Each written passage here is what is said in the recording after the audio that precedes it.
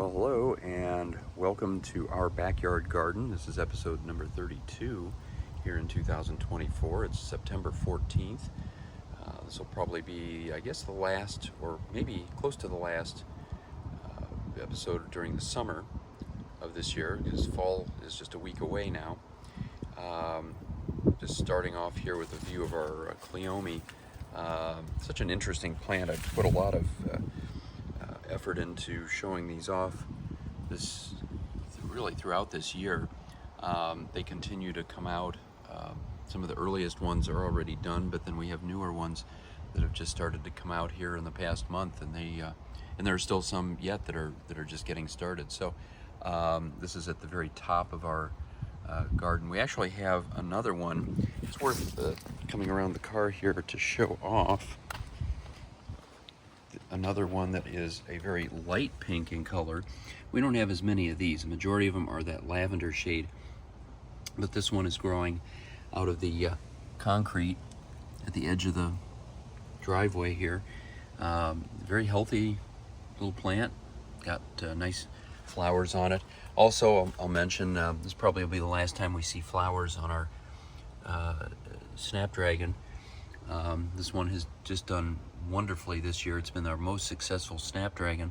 Don't know if it'll come back this year, but who would have thought that it would come out of the concrete and do so well.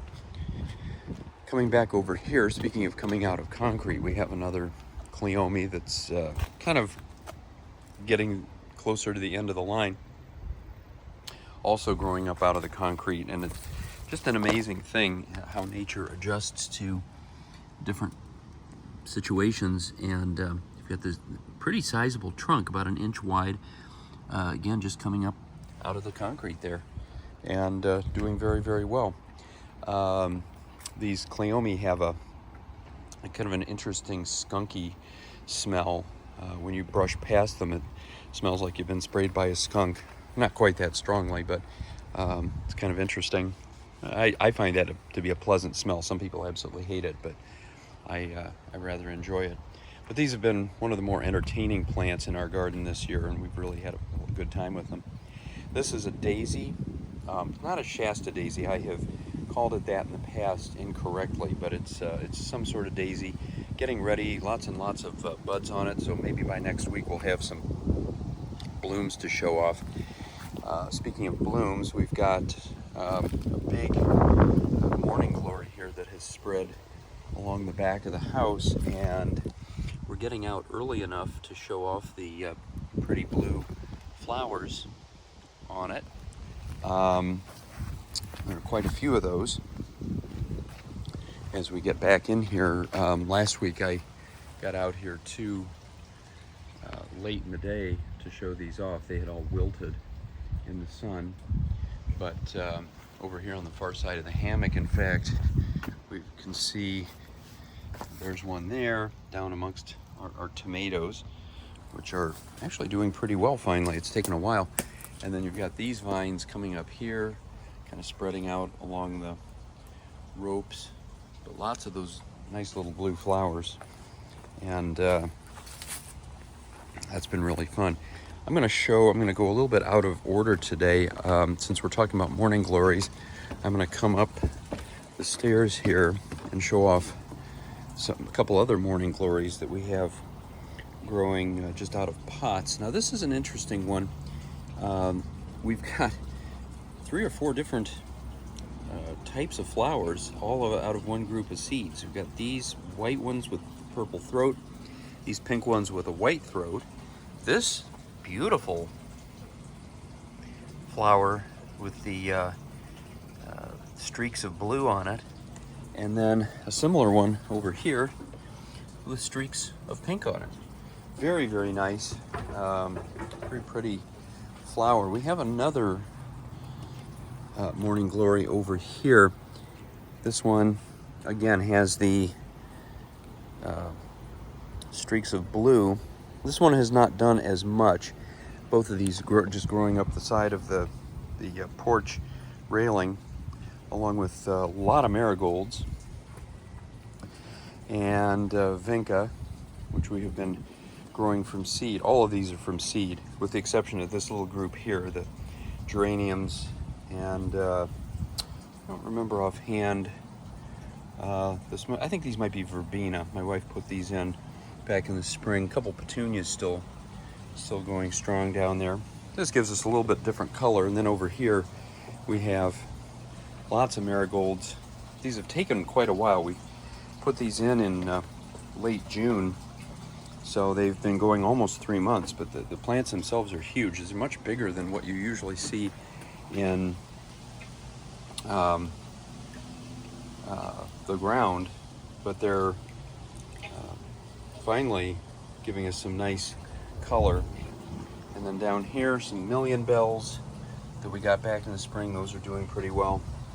And so unfortunately we had a little bit of a rainstorm overnight, and this little group of plants, I think these might actually be I don't know if they're snapdragons or something like that. They haven't really done anything. They got a couple buds on them, but they really have not bloomed yet, but they blew over in the storm. Coming back down, we've got a lot of our pink climbing roses in bloom here, and we're going to come back to those a little bit later. But a lot of things are coming out now that were struggling over the summer with the heat that we had. This was an unusually hot summer.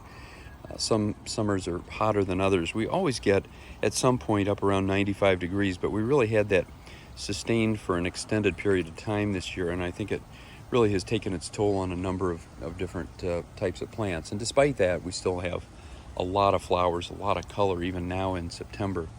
Again, more cleome here. These are all growing up out of our fire pit, growing right out of the bricks. They'll find any spot that they can grow, and again, some of them doing very, very well. Got these beautiful flowers. As I say, they're pretty entertaining. Been a lot of fun to work with. This is mostly a spring garden. We have a big hydrangea here, one of 4. These are past their prime, of course, even though they have the big flowers on them. They've gone from a bright white color to gradually a lime green, and then they get these reddish highlights, and then slowly fade out to more of a brown color, and they'll stay there until next spring. Not much else going on in the upper part of this bed. This was all primarily spring stuff. We have a couple of butterfly bushes. This one is just about finished up. A few little flowers on it. This one is still doing, having a little bit more color on it, but all of these are kind of coming to the end of the line. We might get some color through the rest of September, but I don't think much more after that. And then here we have just a mix of zinnias and vinca, really the dominant flowers throughout most of our garden at this time of the year. Back in here, a knockout rose and some clematis up on the fence. Creeping Jenny on the ground. A couple begonias still hanging in there for the time being, at least. They've struggled a bit with the heat, like a lot of things. And we have some more begonias down in here, these bright red ones. These were doing really well until the past month or so, and the heat finally just did them in. And a few flowers left, but not a lot. Up here, one of our 6 azaleas giving us, kind of having their second wind. Obviously they're covered with flowers in the springtime, and then they come back with a second round. In this case, it started around early August, so we've had a little bit, or I would say maybe mid-August. We've had about 4 weeks of color now on these big, beautiful pink flowers, and got another one back in here kind of doing the same thing. They've probably got about half as many flowers as they do in the spring, but still a nice addition to the garden at this time of the year. One other thing that has done very well compared to previous years are these impatiens. We had a real dry spell. That's another thing that has been a problem for a lot of our garden this year, is how dry it's been. And these were struggling a little bit, but we've gotten a little bit more water on them in the past few days, and they're kind of coming back. Lamb's ear over in here, more or less a ground cover plant, doing very well. They do give us a few little flowers about midsummer. Nothing really to see right now, but they've done very well here. Coming down through the woods, it's not really woods, it's just a little shadier part of the garden. We have our hosta, which is finally finished for the year. We have one wisteria back in there against the fence, not really doing too well. And then some scattered black-eyed Susans. A lot of this stuff looks like weeds, but most of them are actually black-eyed Susans. And so we'll come on across the way here. More vinca. Just about everything else in this bed is finished. We got a couple daisies here. I mentioned the daisies up at the top of the yard near the near the cleome, and they're of the same type, so they probably will start to bloom pretty soon. Got some nice red zinnias here. We have a hibiscus, which looks like it's got at least one more bud on it right here. This one has struggled because of the heat and the lack of water, but it's hanging in there. We'll see if it comes back next year. Don't know. This is the area where we had a huge knockout rose, about 8 feet tall. Beavers broke pretty much the entire thing off, but this is all new growth over the past month, and it's already flowering. This is one of the healthiest, most resilient plants I've ever seen in my life. It's got buds all over it, so we're going to have a ton of color here, and by next spring I think this plant is going to be doing really well. Again, we have some more zinnias through here. Up on the trellis, of course, you can see some more of the pink climbing roses. Actually, we'll get a really nice view right here, a nice close-up of these. All the petals and so forth. I had never noticed until this week that these had much of a scent to them, and I've never really given them much of a sniff. They actually smell very much like spring plants, kind of like lily of the valley, and so it's a very, very pleasant scent that is not typical of roses. You can see some more buds there. So we're going to continue to get more color off of these until the probably until the first frost. I think we have some, or at least we did, on this side. Now they're about done. Although we have some more that are in bloom, and I'm sure if we look close enough, there will be some more buds coming out before long. And then, of course, jasmine vines kind of mixed in with this, and we have clematis as well. In fact, even though clematis is pretty much a spring flower, we do have a few of these Nelly Mosers that are in bloom right now, which is really nice. Vinca down in here, these are probably the most successful vinca we have in the entire yard. These white and purple ones. These purple or lavender ones did not do well last year. We bought some of those. They kind of died off right away. The white ones did much better, and as you can see, both are doing really well. They're very happy where they are. Down in here, we have this little tricorner flowers. They kind of look like spiderworts. I don't know if they're related. They look like it. These plants with the purple leaves, they've done very well. They've spread out nicely through this area, and they give us little flowers just in the mornings. And more zinnias back in here, lots of different colors and morphology, all doing really well. That's kind of an unusual shade of pink right there. These have just been amazing. They've been low maintenance and have done extremely well. We do have some little 4 or 5 inch zinnias here. They're nowhere near as impressive, but they're kind of a nice little variety that we had put in separately. And then back in here, we still have some Veronica doing pretty well. If I came out a little bit later in the day when the sun was out, we would see bumblebees everywhere.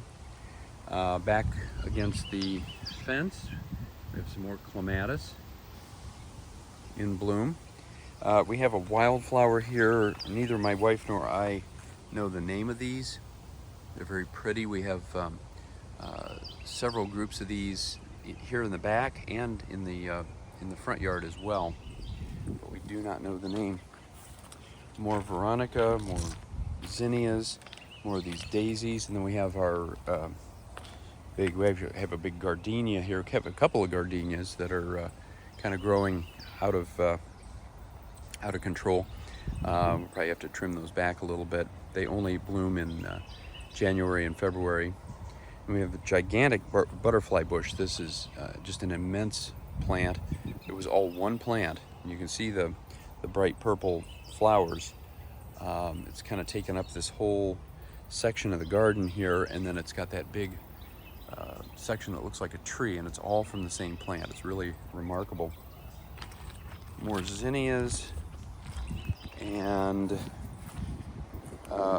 over here you get a little better view of yet another one of these pink climbing roses. We have 4 of these scattered out about in the yard, and they are all doing very, very well, very prolific plants. These zinnias here are just amazing. They have just continued to grow and put out flower after flower after flower. We bought these at Walmart back in June. I think it was 6 plants, and each one of them has enlarged by probably 4 or 5 times, and just continue to put out these beautiful, beautiful, bright pinkish purple, maybe a magenta color of flower. Also, our balloon flowers continue to hang in there. We thought these were dead, but actually, now you see one of our little grass parasites in there. It's a particular type of worm. We have somebody that cuts our grass, and he mentioned that we had an infestation of those, so he came out and sprayed for them. That's the first one that I have actually seen, but hopefully they will go away soon, since he has done his job. And then we have our marigolds. These are really the only marigolds in the garden, aside from the ones on the deck, the only ones in the garden that are doing well. We had some in the front yard that we had to take out because they appeared to have a fungus or something that was killing them off. We've got some cosmos here. Very basic flower. I mean, this is the kind of thing when you look in a dictionary under the word flower, this is the kind of thing that shows up. Beautiful flower, very unusual leaves, these delicate little, almost more like fronds than leaves. More zinnias through here. And then unfortunately our dead zone is living up to its name. Nothing's really doing too well here. We put some bulbs in to hopefully come up next spring. Bulbs typically do pretty well, although something has dug up one right here. We do have a kind of a problem with, put that back in, hopefully it'll survive. We have a problem with rabbits and squirrels digging things up back here. This is kind of interesting. This tea olive, we had these put in when we first did our landscaping in 2019, and most of these have done pretty well. They have a kind of a lemony, faint smell. I thought they were typically just a spring bloomer, but we're getting a second bloom here. Getting some mosquitoes now too, which is kind of nice. It's a very pleasant scent over this way. This one out of the 8 that we have, this one plant has not done well. It continues to have some life in it, but a lot of its branches have struggled while all the others are doing pretty well. I don't usually show those off, but I thought this year it would be not a bad idea to, especially since they're blooming this week, to show those. There's little delicate flowers. You can see kind of a very pleasant, faint, lemony smell. Yeah, some roses coming up over here. These have done better in the past. Either deer or beavers or some sort of pest came through and ate them down to the ground over the winter, and they really have not done a whole lot since then. And then back in this area, we have just a mix of things. We have some probably more looking over here. These clematis probably will do okay next year. They're not growing the direction I wanted them to grow. I wanted them to go up on the fence. I'll have to kind of train them up there after the video is done. And and then gladiolas, they're all finished for the year. And our weeping cherry just keeps getting bigger and bigger. And back in here, the wisteria, not really doing much this time of year. And over in here, I think our canna are just about finished for the year. It was not a banner year for the canna, unfortunately. We had a few scattered yellow and red flowers, but not a lot, considering the amount of greenery that they put out. Not sure it's really worth the trouble. We do have, I can see up here, a couple of flowers still blooming, very tropical looking flower on the canna. And back in here, this is mostly a midsummer garden. We have planted it so that it will extend from irises in the spring to daylilies in the late spring, and then canna and black-eyed Susans in the midsummer. But we're now at a point where really not going to see a whole lot of color. And a nice little view of the pond. You can see our another one of our climbing roses, those pink ones, doing so well. As I say, we have 4 of them, every one of them doing better than the next. So we're anticipating next year that up on top of the trellis there, we're going to have a ton of color. We did back in May and April. Hopefully we'll have even more this year.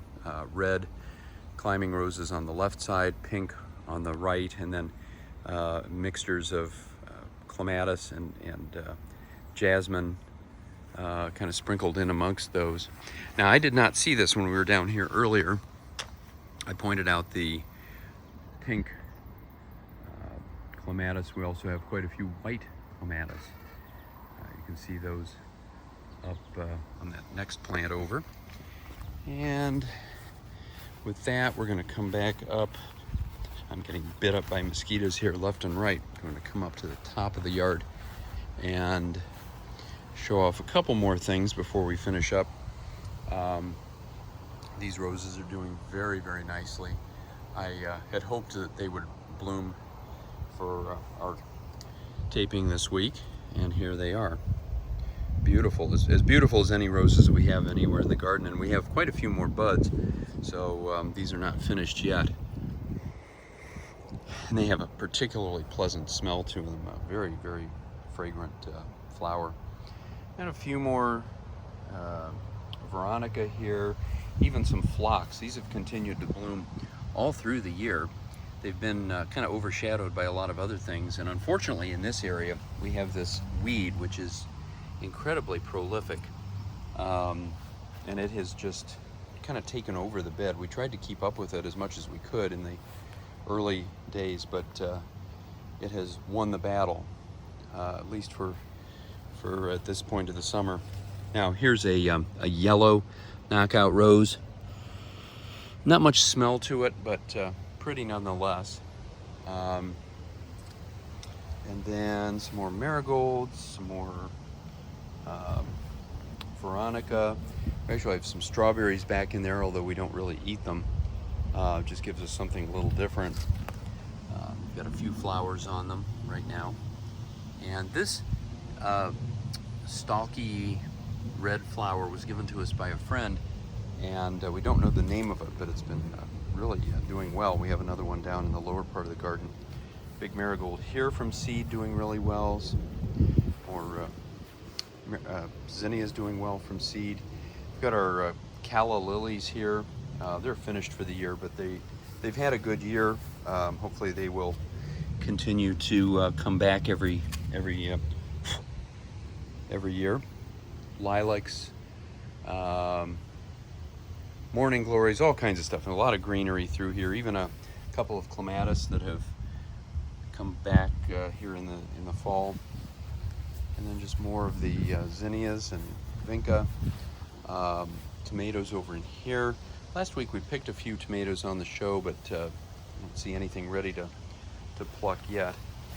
And then we're back to our climbing red rose, or red, obviously not, pink rose, doing really well up the side of the stairway. And I think these will continue to bloom for a while because we have quite a few buds yet to go. Again, very, very fragrant smell. And then more zinnias, all from seed. These have only been in the ground for about 2 months, 2.5 months. They're already about 4 feet tall, just covered with flowers. And that is it for another week. So, even though it's overcast here, it's supposed to be a pleasant day. Right now it's about 70 degrees. It's supposed to be up closer to 80, maybe a little chance of some rain, but this is the kind of weather our plants really thrive on. Not too much sun, and just a little bit of water, enough to keep them going. So hope it's sunny wherever you are, and until next week, happy gardening.